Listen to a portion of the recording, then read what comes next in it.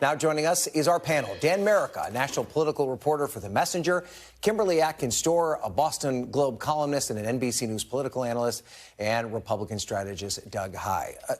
Dan, this is where we are. McCarthy couldn't get one appropriations bill done. I mean, not last week, but really all summer. Now he tells us he's going to get 4 through and maybe a CR. I mean, how realistic is this?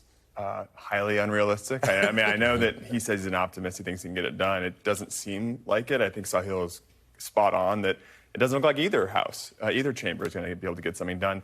And you do kind of, in a way, I mean, McCarthy asked for this job, so you can't feel for him that much. But he is definitely in a position where he's debating with keeping his gavel, or at least not having his gavel threatened, and funding the government.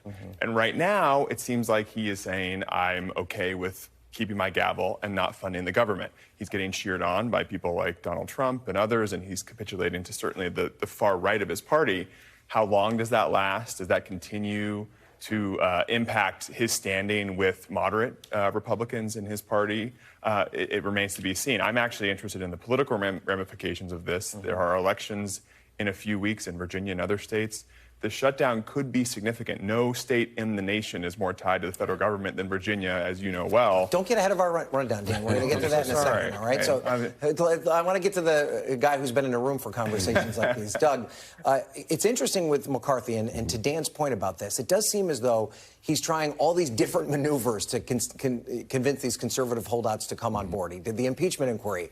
They just kind of shrugged their shoulders and said it's not enough. Now he has this idea where he's going to push through all these these appropriations packages and vote on them one by one. But there's really no evidence yet that that's going to be enough for them to then also vote for the continuing resolution, is there? No, he's doing everything plus the kitchen sink. And the reality is there's a nothing is good enough caucus, because nothing will ever be good enough caucus.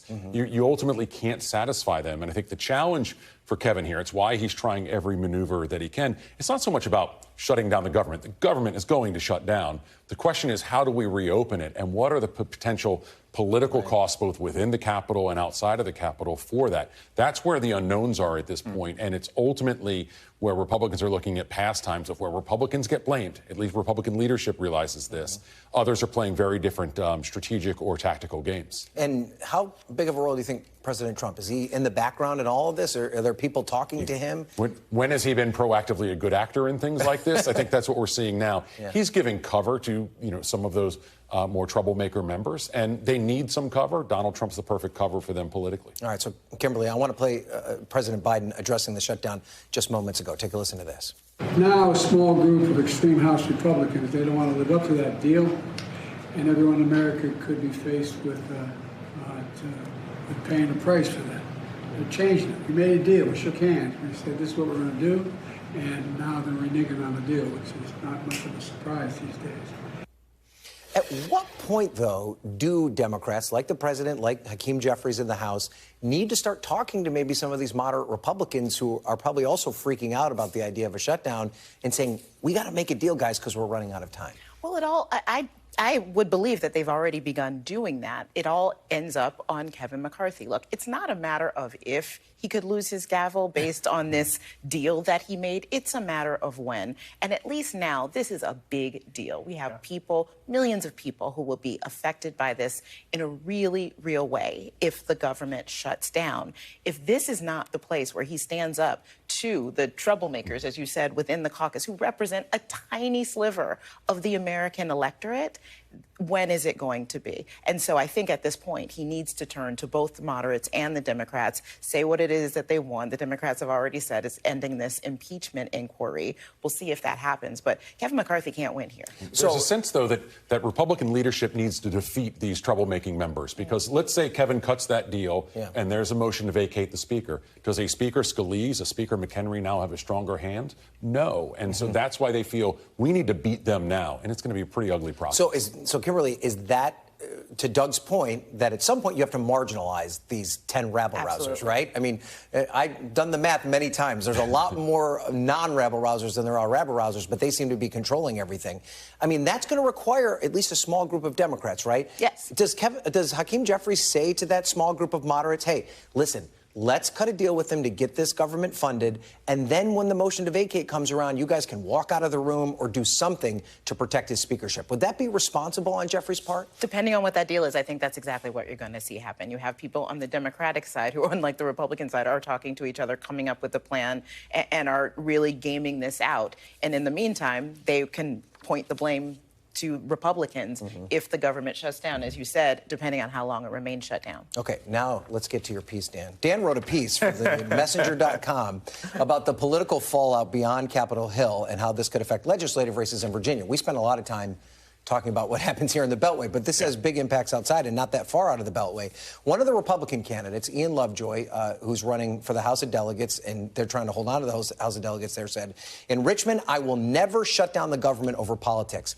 The needs of my constituents will always come first, and it's time for Congress to wake up and protect the livelihoods of those who represent, who they represent. So I live in Northern Virginia. I've got a lot of neighborhood dads and moms who are coming to me at our barbecues and being like, am I getting furloughed? If you're running for the House of Delegates, even though it's not the Richmond State Legislature's fault, there's going to be blowback there if you're a Republican and it's Republicans who get blamed, right? Huge blowback. I mean, Virginia is tied to the federal government, whether it likes it or not. It's tried to diversify its economy. In Northern Virginia, it has not done that. There are hundreds of thousands, there are tens of thousands of government workers who live in the D.C. suburbs. There are bus lines that go from one city in Virginia directly to D.C. because that's how federal workers get to work. And those people could be furloughed if the government shuts down. It has happened before. In 2013, there were key governors, attorney general, and lieutenant governor race in Virginia. The government shut down for 2 weeks and a few days. All three of those Democrats won those races in 2013. It is complicated for Republicans in these districts because there are some who want to cheer a shutdown, who want to see the federal government go down. There's a sentiment behind that, but they know that the vast majority of folks who live in that district either live next to somebody who works for the federal government or the bodega or the coffee shop down the street gets a lot of business from those folks, and all of those business would be impacted. It's not just the federal government shutting down and losing paychecks. It's businesses in these communities as well. And the government contractors, too, who will not get back pay. Doug, you were in Eric Cantor's office during a shutdown. I mean, talk about that impact. What does it mean for constituents, particularly for people who represent constituents in Virginia and Maryland? I mean, it's everything that the federal government does. And in Maryland and in Virginia, that touches day-to-day life in a way that it just doesn't in, so I'm from North Carolina or North Dakota or Texas or pick your state. But the political realities are also very different for House members. I remember those races.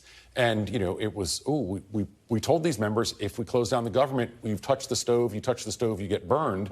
But our elections in the House were a year later.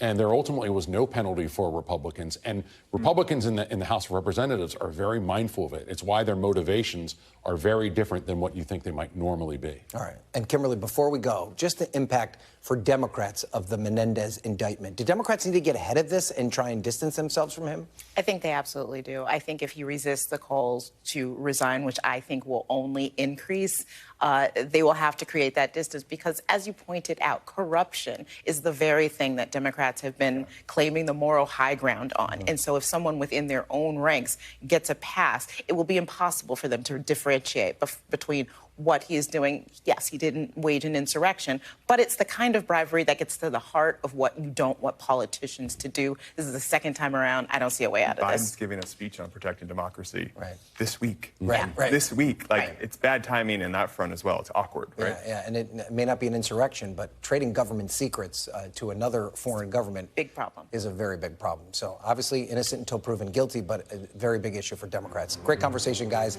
Dan Merica, Kimberly Atkins Stohr, and Doug Heye, thank you all for being here. Thanks for watching. Stay updated about breaking news and top stories on the NBC News app or follow us on social media.